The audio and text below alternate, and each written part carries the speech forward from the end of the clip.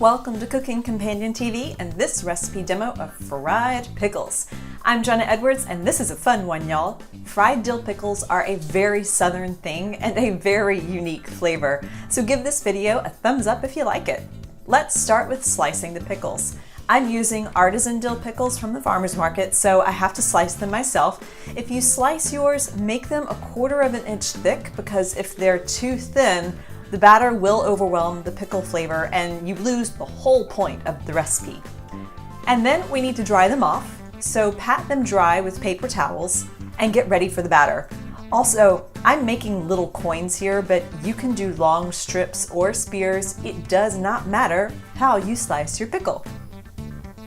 We'll start with flour, then baking powder, paprika, black pepper, and stir in some water.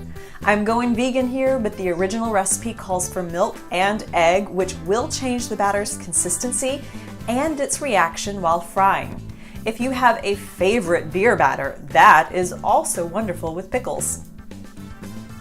Now for frying. When you actually cook this, you'll want to start heating the oil before you start anything else. And if you have a thermometer, we're going for 360 degrees Fahrenheit. Pour enough oil into a cast iron pan or a heavy bottomed pan to reach 1 inch deep. I always look for 2 signs that the oil is ready. First, the shimmering. The oil is moving on its own. And second, I drop in a little batter to test its reaction. When it immediately floats to the top, it's ready to go. If it sits at the bottom, the oil isn't ready. The bubbles are also a very good sign too. So let's drop a pickle slice in the batter and fry these babies. Since we don't need to cook the pickle inside the batter, we're just looking for the batter to fully fry without burning. And you may need to flip your pickles so they fry evenly on both sides. You can also substitute chickpea flour for a gluten-free version, and if you do that, keep a close eye on them, because when I tested it, the chickpea flour cooked much quicker than the wheat flour. So if you aren't careful, they can easily overcook. Now for a bonus, panko crust. Dip the pickles in batter, and then roll it around in panko crumbs. I'm doing small batches of panko so I can refresh every few pickles with dry crumbs. It's much easier to see the browning of the crust when using panko, and they definitely need to be flipped.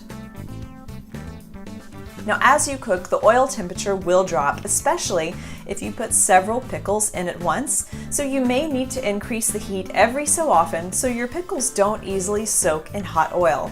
And watch for it getting too hot too.